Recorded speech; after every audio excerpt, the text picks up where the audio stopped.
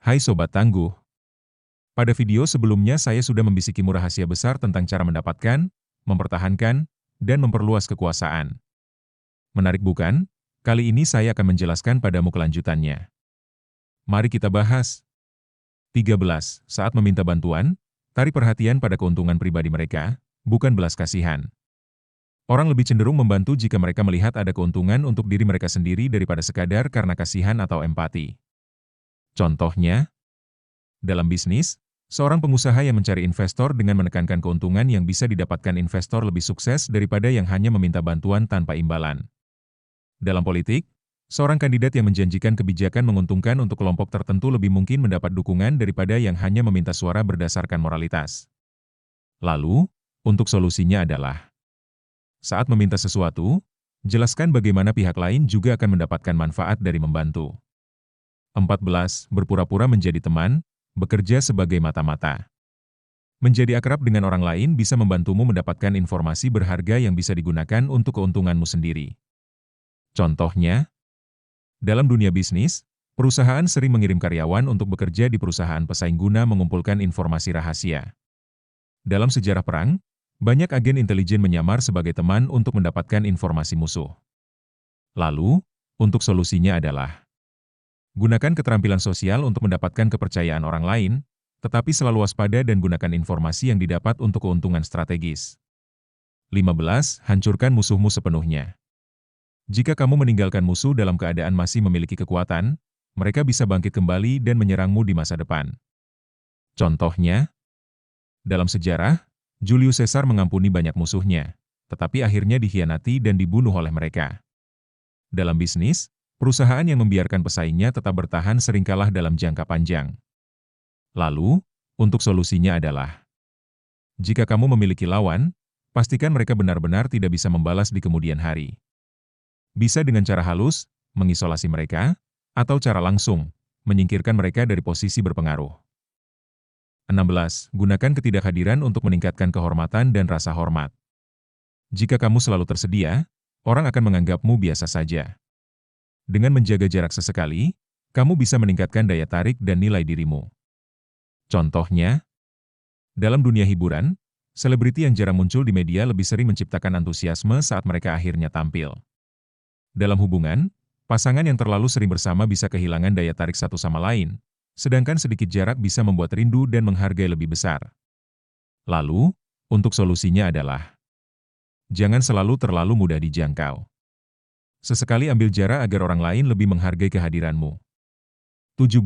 Buat orang tetap dalam ketidakpastian, gunakan ketakutan akan yang tidak diketahui. Jika orang tidak bisa menebak tindakanmu, mereka akan lebih berhati-hati dan sulit melawanmu. Contohnya, dalam politik, pemimpin yang tidak bisa ditebak tindakannya membuat lawan politiknya sulit untuk menyerang. Dalam dunia kriminal, mafia sering menggunakan ketidakpastian dan ancaman terselubung untuk menanamkan rasa takut. Lalu, untuk solusinya adalah, jangan terlalu transparan dalam strategi dan rencanamu. Buat orang lain merasa sedikit waspada agar mereka tidak meremehkanmu. 18. Jangan membangun benteng untuk melindungi diri, isolasi berbahaya.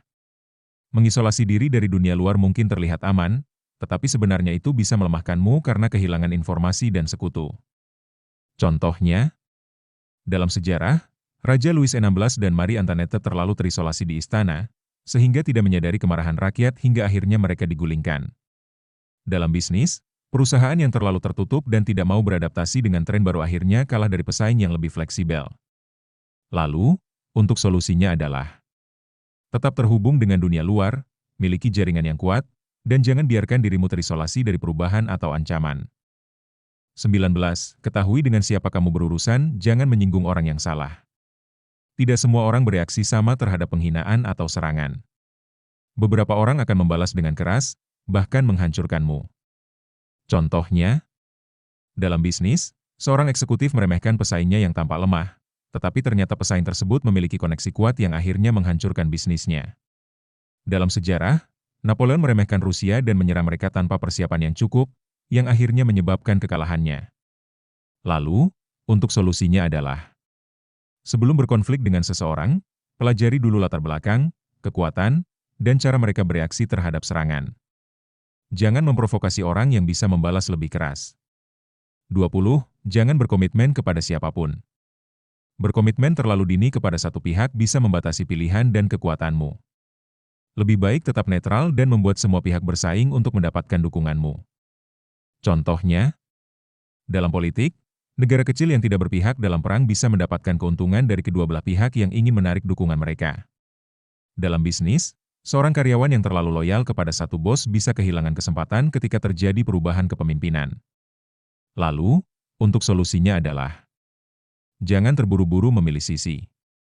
Biarkan orang lain bersaing untuk mendapatkan dukunganmu sehingga kamu memiliki lebih banyak daya tawar. 21. Berpura-pura menjadi bodoh untuk menipu orang lain. Kadang-kadang, berpura-pura tidak tahu bisa membuat lawanmu meremehkanmu, sehingga mereka menjadi lengah dan lebih mudah dikalahkan. Contohnya, dalam dunia spionase, mata-mata sering berpura-pura tidak tahu apa-apa untuk menghindari kecurigaan. Dalam bisnis, seorang investor yang berpura-pura tidak paham strategi perusahaan bisa mendapatkan kesepakatan yang lebih menguntungkan karena diremehkan. Lalu, untuk solusinya adalah, gunakan teknik ini dengan hati-hati. Jangan selalu menunjukkan semua keahlian atau kekuatanmu sejak awal. 22. Gunakan taktik penyerahan, ubah kelemahan menjadi kekuatan. Kadang-kadang lebih bijak untuk menyerah sementara daripada melawan langsung. Ini bisa memberimu waktu untuk menyusun strategi dan menyerang balik di waktu yang lebih tepat. Contohnya, dalam sejarah, Mao Zedong menggunakan strategi mundur untuk menghindari kehancuran total sebelum akhirnya membalikkan keadaan. Dalam bisnis, perusahaan yang bangkrut bisa mengajukan kebangkrutan strategis untuk menghindari hutang besar sebelum bangkit kembali dengan strategi baru. Lalu, untuk solusinya adalah, jangan selalu melihat menyerah sebagai kelemahan. Jika situasi tidak menguntungkan, lebih baik mundur sementara dan mencari kesempatan baru untuk menyerang balik. 23. Ciptakan kembali dirimu sendiri. Jangan biarkan orang lain mendefinisikan siapa dirimu. Ubah citramu sesuai dengan kebutuhan situasi untuk tetap relevan dan berpengaruh. Contohnya, dalam dunia hiburan, Madonna dan David Bowie terus-menerus mengubah gaya dan citra mereka agar tetap populer selama bertahun-tahun. Dalam politik, pemimpin yang mampu beradaptasi dengan perubahan zaman lebih bertahan lama dibandingkan mereka yang kaku. Lalu, untuk solusinya adalah, jika situasi berubah, jangan takut untuk mengubah cara berpakaian, berbicara, atau berpikir agar tetap relevan dan berkuasa. 24. Bersikaplah seperti bangsawan untuk diperlakukan seperti bangsawan. Orang cenderung memperlakukanmu sesuai dengan cara kamu membawa diri. Jika kamu ingin dihormati, bertindaklah seolah kamu memang layak dihormati. Contohnya, dalam bisnis, seorang pengusaha yang berpakaian rapi dan percaya diri sering lebih dihargai dalam pertemuan dibandingkan yang terlihat kurang profesional. Dalam kehidupan sosial, seseorang yang membawa diri dengan anggun dan percaya diri sering mendapat perlakuan lebih baik dibandingkan mereka yang terlihat kurang percaya diri. Lalu, untuk solusinya adalah, latih cara bicara, bahasa tubuh, dan gaya berpakaian agar mencerminkan kekuatan dan otoritas. Orang akan menghormatimu jika kamu sendiri percaya bahwa kamu layak dihormati. Eits, itu belum seberapa sobat tangguh, masih ada lagi rahasia yang belum saya sampaikan. Sampai jumpa di video selanjutnya.